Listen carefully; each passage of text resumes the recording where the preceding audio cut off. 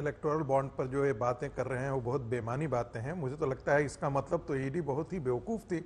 ED का red होता है और लॉटरी किंग जो है वो डीएमके को 19-20 में दे रहा है, 20-21 में दे रहा है, 21-22 में दे रहा है, 22-23 में दे रहा है। ईडी का जब जब रेड हो रहा है तो डीएमके को पैसा मिल रहा है। तो ये बातें तो नहीं क्या की जाए तो बड़ी अच्छी बात है। दूसरी बात मैं कहना चाहता हूं, जो जो भी पार्टी सत्ता में रही है और बड़ी पार्टी को हमेशा कॉरपोरेट फंडिंग करती थी। पहले तो उसका बैलेंस शीट में रिफ्लेक्शन ही नहीं होता था।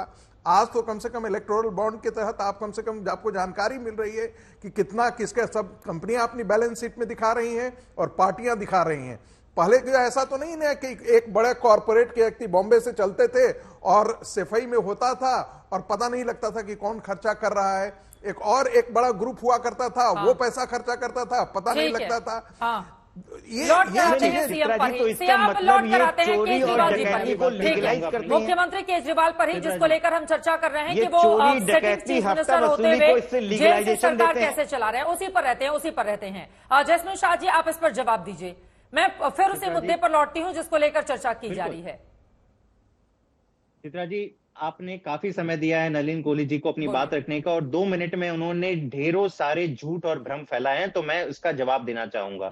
सबसे पहले ये कहते हैं कि इसका इलेक्ट्रल बॉन्ड का तो कोई लेना देना नहीं है, इसमें तो कोई चोरी चकारी नहीं हुई। आप खुद समझिए, मैं डेटा दे रहा हूं, तथ्यों के आधार पर कह रहा हूं। 41 ऐसी कंपनियां हैं जिन पर सीबीआई, ईडी और आईटी की रेड पड़ी है और इन 41 कंपनियों ने कुल 2700 करोड़, ये नंबर सुन लीजिए, 2700 करोड़ भाजपा को दिए हैं। और खास करके इसमें से 1700 करोड़ तब दिए हैं कि जब रेड पड़ चुकी है। मतलब ईडी कहती है कि आप मनी लॉन्ड्रिंग कर रहे हो, आपने पैसों की हेराफेरी करी है, और वो चोर, वो डकैत जाके पैसा भाजपा के अकाउंट में शामिल कर देता है।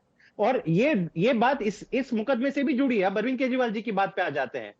इस पूरे मैटर का किंगपिन शरद चंद्र रेड्डी पे, अच्छा काफी चतुराई से नलिन जी शरद चंद्र रेड्डी का नाम नहीं लेना चाह जाते, परहेज हो गए। भाई साहब, आपने 55 करोड़ रुपए एक शराब के किंगपिन, घोटाले के किंगपिन से क्यों लिए? अगर ये रुपया किसी और पार्टी के जेब में जाता तो वो पार्टी को आप बंद कर देते आज की तारीख में। लेकिन जिसको आपने सरकारी गवाह बनाया, उसके घर पे रेड डाली, उसको 6 महीने अरेस्ट किया और उसके अरेस्ट होने के बाद आपने उससे 50-55 करोड़ रुपए ले लिए। शर्म आनी चाहिए, उस पर जवाब तो दीजिए। आपके पास क्या बहाना कि एक इतने बड़े शराब कारोबारी जो किंगपिन है, उससे भी आपने 55 करोड़ रुपए की वसूली ले ली। किसी और पार्टी ने पैसे नहीं लिए, लेकिन आपने पैसे ले लिए। इसका जवाब दीजिए। और दूसरी जो चीज आप कह रहे हैं, आप कहते हैं कि शराब नीति में ही, डिजाइन में ही घोटाला था। अरे ये बताइए देश को कि एलजी साहब दिल्ली में कोई भी डिसीजन जो कैबिनेट लेता है वो एलजी साहब उस पर मोहर लगाते हैं। करंट एलजी साहब हैं जो पानी के पैसे भी नहीं, मोहल्ला क्लिनिक की दवाई के पैसे भी नहीं छोड़ते। लेकिन आपके पुराने एलजी ने, जो भाजपा ने अपॉइंट किया था, उन्होंने शराब नीति पे क्यों हस्ताक्षर किए? तो ये बेवजह के तथ्य भ्रमित करना, झूठ फैलाते रहना, आपके पास कोई जवाब नहीं है कि आज तक एक भी रुपया क्यों नहीं मिला। और जो भी रुपया मिला वो ईडी की जांच, ईडी की रेड के बाद 55 करोड़ रुपया भाजपा के अकाउंट में मिला। तो अब आप जवाब नहीं है, आपको बस अरविंद केजरीवाल को कैसे भी करके खत्म करना है, तो ये सारी साजिश रची जा रही है। ठीक है, मैं फिर से लौटूंगी उस मुद्दे पर, लेकिन जो आरोप आपके ऊपर लगाए गए हैं नलिन जी, आप उस पर जवाब दीजिए। हाँ प्लीज बोलिए। हाँ, बड़ा सरल है। देखिए ऐसा ना, ये बड़ी चतुराई वतुराई, ये जो सारी बातें हैं, चतुराईता तो खुद जैस्मिन जी दिखा रहे। मैंने 3 प्रश्न पूछे। अच्छा 1 सेकंड के लिए रोक लेते हैं। ये मान लीजिए कि नलिन कोहली चोर है, मैं भाजपा क्यों अपने मैं मान लेता हूं मैं चोर हूं। इसका क्या लेना देना है कि आपने चोरी की या ना चोरी की? मैंने टोका नहीं, देखिए बीच में मत टोकिए, आप छोड़िए। मैं फिर बोल रहा हूं, ये देखिए मैं कहता हूं, मैं बोल रहा हूं नलिन कोहली चोर है। 1 सेकंड रुक जाओ ना। इसका क्या लेना देना कि आपने चोरी की या नहीं चोरी की? आप जवाब तो दे नहीं रहे, आप जवाब तो दे नहीं रहे। प्रश्न आपकी नीति पे अब हो गए एलजी साहब के ऊपर में प्रश्न। देखिए क्या चतुराई है, चतुराई शब्द जो है इनके ऊपर जाता है। क्या है? भाजपा के अपॉइंटेड एलजी, अरे वो क्या कोई जांच एजेंसी है क्या? नीति आपकी है, नीति अप्रूव हो जाती है तो उन्होंने क्या चेक करना था नीति को कि इसमें भ्रष्टाचार हो रहा है या नहीं हो रहा है? आपने कहा कि आपने फाइल में लिखा होगा, 100% लिखा होगा कि ये सारी नीति के तहत हो रहा है, उन्होंने अप्रूव कर दिया, रूटीन का काम है। लेकिन बाद में पता पड़ जाए कि एक षड्यंत्र है किसी को फायदा दिलाने के लिए, फिर उसका जवाब नहीं है। फिर मैं बोलता हूं, अरविंद केजरीवाल जी दिल्ली के मुख्यमंत्री हैं ना, सत्ता के लिए जेल से भी मुख्यमंत्री बने रहना चाहते हैं। उन्हीं के 2 मंत्री हैं ना, वो भी जेल में है ना, उनकी बेल कैंसिल नहीं, उनको बेल नहीं मिल रही है ना। हर बार जो है सारे सबूत सामने आते कोर्ट के, बेल नहीं मिलती। केजरीवाल जी ने कभी प्रेस कॉन्फ्रेंस कहा है और कहा है कि मैं दावे के साथ कहता हूं, एफिडेविट देता हूं, मैं चाहता हूं जनता जो है तय करे कि मैंने गलत निर्णय नहीं किया, ये रे मेरे हस्ताक्षर और मैं दिखा रहा हूं इस नीति में एक चीज नहीं हिला है। ये सब तो करने को तैयार नहीं है, तो अपनी अग्नि परीक्षा ना करके दूसरे की अग्नि परीक्षा मांगने में लग जाएंगे। भैया आप पहले अग्नि परीक्षा करिए फिर मैं जवाब दूंगा। यही मैं कह रहा हूं, देखिए ड्रामा पार्टी है। जिस आदमी ने अपने गुरु को ही त्याग दिया, इंडिया अगेंस्ट करप्शन पे आए, उसके ऊपर भ्रष्टाचार के 10 साल बाद आरोप हो गए। ठीक है। जिस आदमी ने कहा मैं बच्चों की कसम खाता हूं जाऊंगा नहीं मैं कांग्रेस के साथ सरकार बना दी। भाई केजरीवाल जी की आदत है, जो कहते हैं वो नहीं करते। चलिए ठीक है, अब मैं लौट आती हूँ जिस मुद्दे को लेकर शुरू में हमने चर्चा की शुरुआत की थी कि मुख्यमंत्री रहते हुए जेल से सरकार और शासन चलाना क्या संभव है। जैस्मिन जी मैं फौरन आपके पास आऊंगी, लेकिन आज तक ने जब एक्सपर्ट से बातचीत की या कुछ डिटेल निकाले तो जो जानकारी मुझे हाथ लगी वो दर्शकों को बताती हूँ, फिर मैं आपसे सवाल का जवाब लूंगी। कैबिनेट की बैठक आखिर कैसे करेंगे मुख्यमंत्री, इसका जवाब सीएम और आम कैदियों के लिए अलग प्रावधान नहीं है। विधायकों से मिलना, अधिकारियों से मिलना, विभागों को देखने के काम में बाधा आ सकती है। सीएम के जेल में होने पर सरकार के सबसे वरिष्ठ मंत्री कैबिनेट की मीटिंग ले सकते हैं, उनकी ओर से उनको इस बाबत जानकारी दी जाएगी, लेकिन यह संभव नहीं है कि मुख्यमंत्री खुद से, और हम आपको यहां पर टीवी स्क्रीन पर दिखा रहे हैं, सीएम को वीडियो कॉन्फ्रेंसिंग के जरिए जेल से कैबिनेट में शामिल होने की क्या मंजूरी मिल सकती है। अगर मुख्यमंत्री ऐसा चाहते हैं तो उसका जवाब है सीएम को जेल से ही सरकार चलाने के लिए वीडियो कॉन्फ्रेंसिंग से अधिकारियों या कैबिनेट की मीटिंग में भाग लेने की मंजूरी जेल मैनुअल नहीं देता है। फिर कैसे ये संभव होगा। और यहां पर हम आपको दिखा रहे हैं अफसरों मंत्रियों से रूटीन मुलाकात नहीं, जेल में मीटिंग बुलाना, मीटिंग में शामिल होना, यह असंभव है। ये तमाम वो सवाल हैं जिसका जवाब आम जनता को समझना होगा।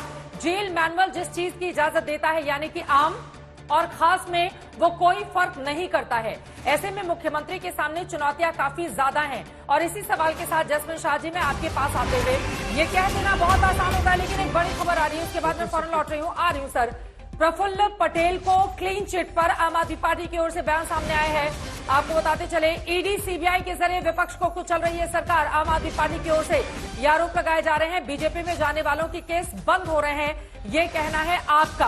अब इस पर मुझे लग रहा है कि छगन भुजबल को भी क्लीन चिट मिली थी, आज सीबीआई ने क्लोजर रिपोर्ट दी है। इसी वजह से आम आदमी पार्टी की ओर से ये आरोप लगाए जा रहे हैं। दिल्ली सरकार की मंत्री आतिशी का ये बयान सामने आया है, ये बड़ा बयान सामने आया है। प्रफुल्ल पटेल को क्लीन चिट, क्लोजर रिपोर्ट जब दाखिल किया जाएगा संगीत रागी जी, तो पलटकर सवाल पूछा जाएगा ना, इधर एनडीए में आ जाए तो फिर सब ठीक है, विपक्ष में रहे तो सब गड़बड़ है। संगीत जी देखिए, उनको लगता है कि इसे जाना चाहिए तो ये गलत हुआ है, तो उसके पीछे तर्क देंगे वो। जो सीबीआई के पास ये फैक्ट जो नहीं होगा तो क्लोजर रिपोर्ट तो फाइल करना पड़ता है। बहुत सारे ऐसे मामले हैं जिसमें क्लोजर रिपोर्ट फाइल करनी पड़ती है। तो ये कोई ऐसा अपवाद तो है नहीं, कोई प्रफुल्ल पटेल का ऐसा अपवाद के रूप में तो नहीं रखा जा सकता है। महत्वपूर्ण बात यह है कि जो भारतीय जनता पार्टी को भी सोचनी चाहिए, अरविंद केजरीवाल लीगल बैटल नहीं लड़ना चाहते हैं। वो इस पूरे कानूनी बैटल को, जिस कानूनी बैटल लड़ेंगे तो वो फंस रहे हैं, इसलिए वो इस पूरे मुद्दे को राजनीतिक स्टंट के रूप में प्रयोजित कर रहे हैं। और आम आदमी पार्टी के प्रवक्ता यहां कह रहे हैं कि मैं दिल्ली के लोगों ने कहा कि नहीं आप वहीं से कंटिन्यू कीजिए। ये पूरा फर्जी सर्वे जो है वो आम आदमी पार्टी शुरू से करवाते रही है।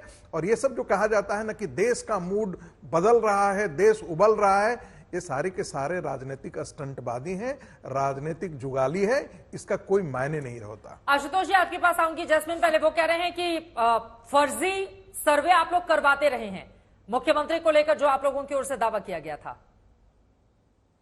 चित्रा जी, आज के पूरे शो में मैंने 10 बार सवाल पूछा होगा कि शरद चंद्र रेड्डी का 55 करोड़ रुपया भाजपा ने क्यों लिया।